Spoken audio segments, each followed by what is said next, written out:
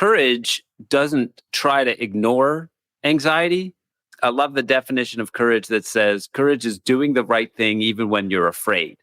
A lot of times we're anxious about stuff that we can't control. And when we simply just look at the worst case scenario, ultimately ends up as you're dead. Right. Well, that's going to happen anyway. Exactly. Welcome to the Growability Podcast, your home for leadership, management, and marketing education, where we teach business and nonprofit leaders how to flourish in life and work. Are you anxious about your business? How do you overcome anxiety at work? Today's episode talks about a common challenge for every leader, how to overcome anxiety. Here are your hosts, Joshua McLeod and Bernie Anderson. Do you get anxious about things, Joshua? Like, is anxiety a thing for you? Like, how does an entrepreneur or a leader overcome anxiety? Yeah, I'm looking here at the definition for anxiety in the Oxford Dictionary, and anxiety says a feeling of worry, nervousness, or unease, typically about an imminent event or something with an uncertain outcome. Anxiety is the result of feeling like you're not in control and that you aren't going to do well in a given scenario. Right. I think if you're doing something that's worth doing, there's definitely going to be some fear and trepidation in doing it because really beautiful things are never easy. Yeah. I'm a big fan of courage. And my definition for courage is doing the right thing when you're afraid. I love that. There's three primary areas where we get anxious about things. One is when we don't have a plan. If I don't have a plan, I start to feel anxious, like I know what needs to be done and I don't have the steps to get there. Yeah. Two is when we don't have any courage. I know what needs to be done, but I'm not sure that I'm big enough to actually knock that out, and get that done. Or three is I don't have any skill. I don't yet know how to do that. It needs to be done, but this is new territory for me. So if we don't have a plan, or we don't have courage, or we don't have skill, it's going to be very difficult to overcome anxiety because, in a sense, that anxiety has some reality behind it. I would say the first step in overcoming anxiety is to really pinpoint what is it that is causing the anxiety. Is the reality that I'm anxious because I don't have a plan? Or is the reality that I'm anxious because I don't feel like I'm big enough, strong enough, fast enough, good enough to do this? I don't have courage.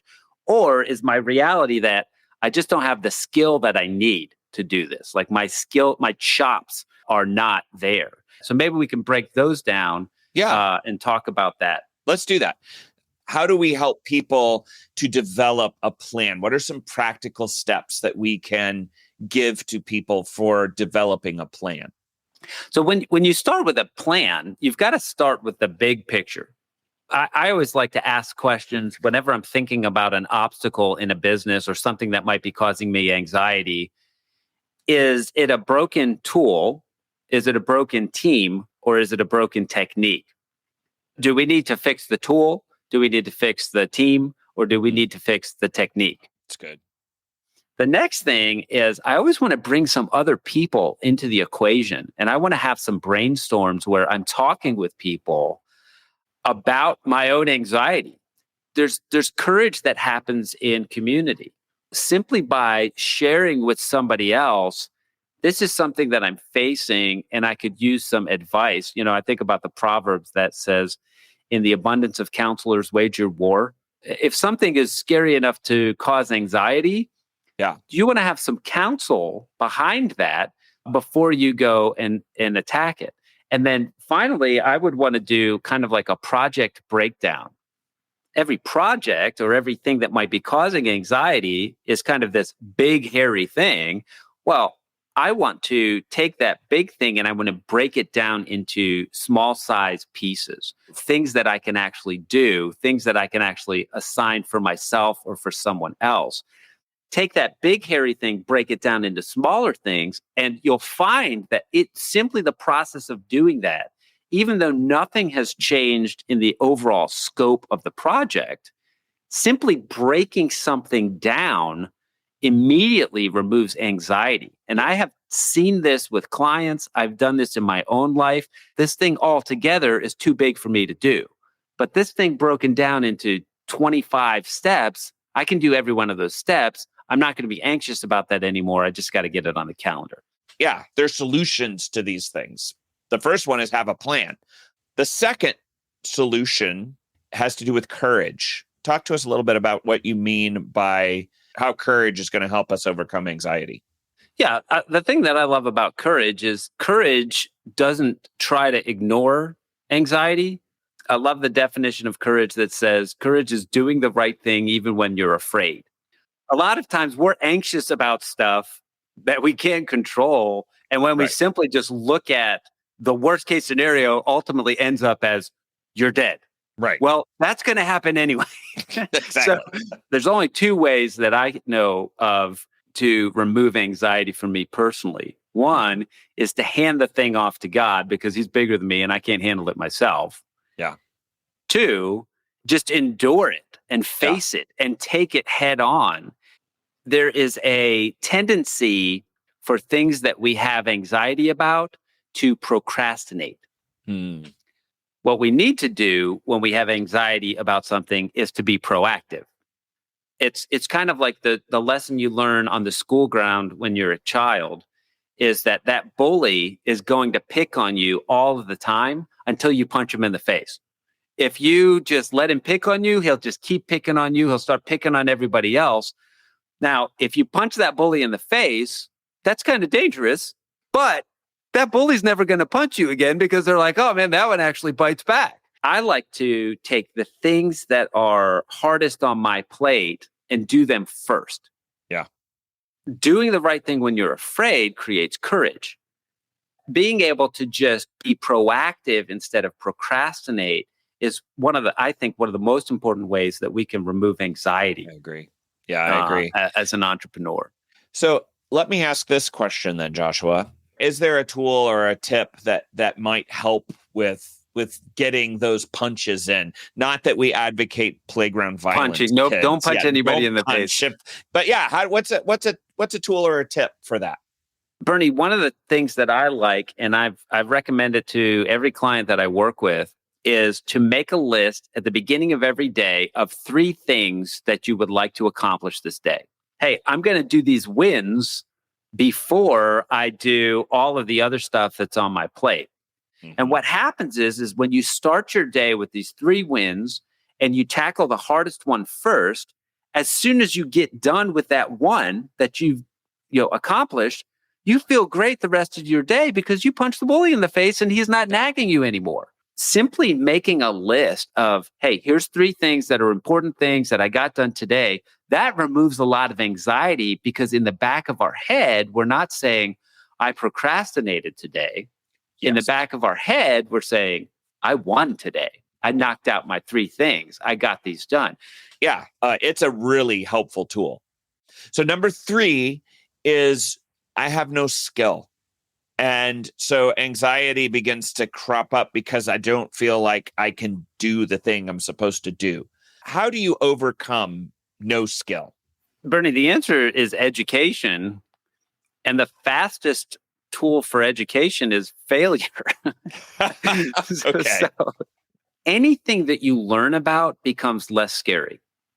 If I'm terrified of snakes and spiders, but then I read a whole book about snakes and spiders and I go on like a nature tour to look at snakes and spiders, I'm suddenly less scared of snakes and spiders. The things that we learn about, we become less afraid of. So does that mean as a business owner, I need to go to Harvard Business School, get an MBA somewhere at like Vanderbilt or someplace? Like, what do I do to get an education about these things? The best thing you can do is find a mentor who really, really understands business and who is successful in your field. Finding people who really exhibit and live kind of lives the way that you want to live is one of the most important things to do as a learner.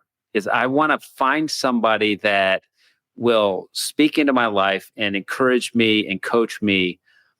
The challenge is that the best mentors are so scheduled. You can tell a mentor by how hard they are to get a hold of and get on their book.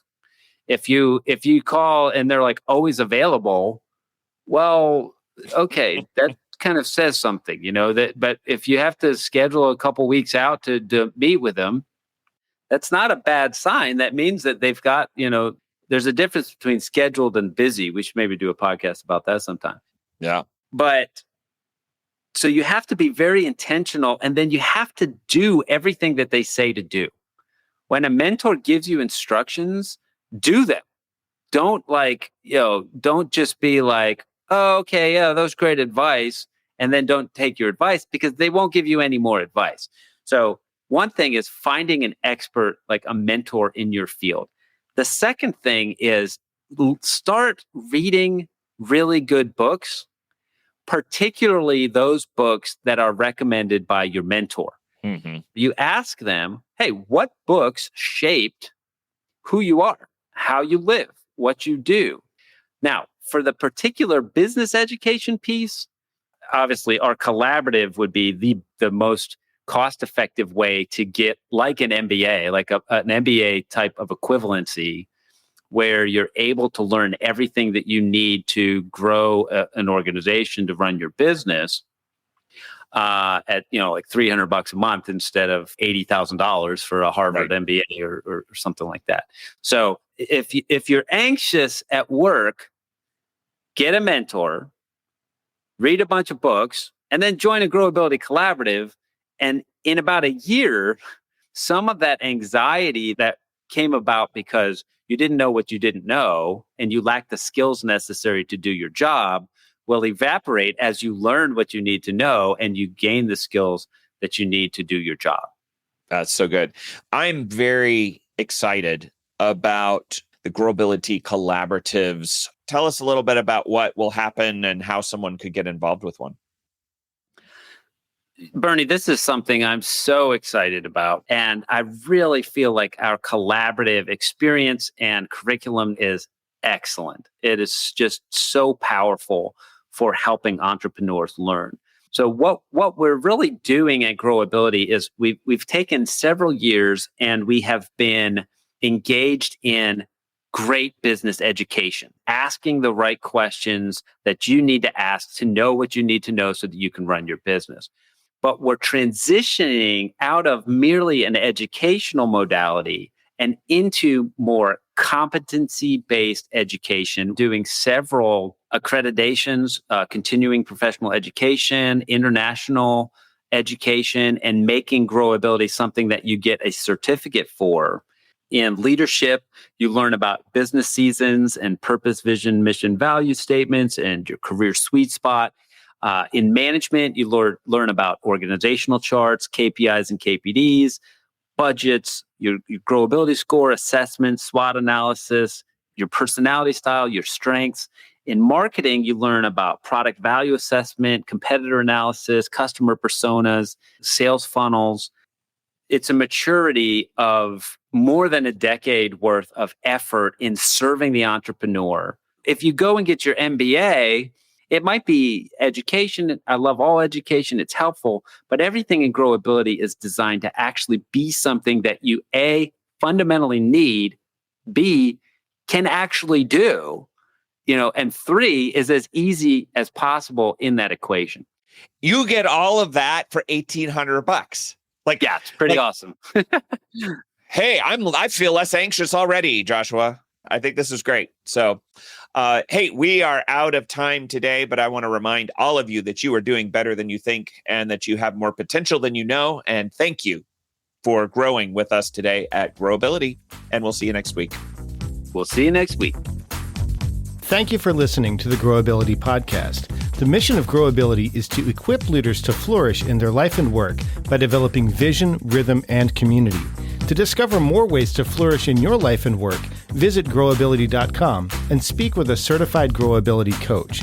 Bernie and Joshua are also available for speaking engagements, workshops, and conferences. Subscribing to this podcast helps Growability equip leaders throughout the world, and we appreciate you tuning in. Thanks for growing with Growability.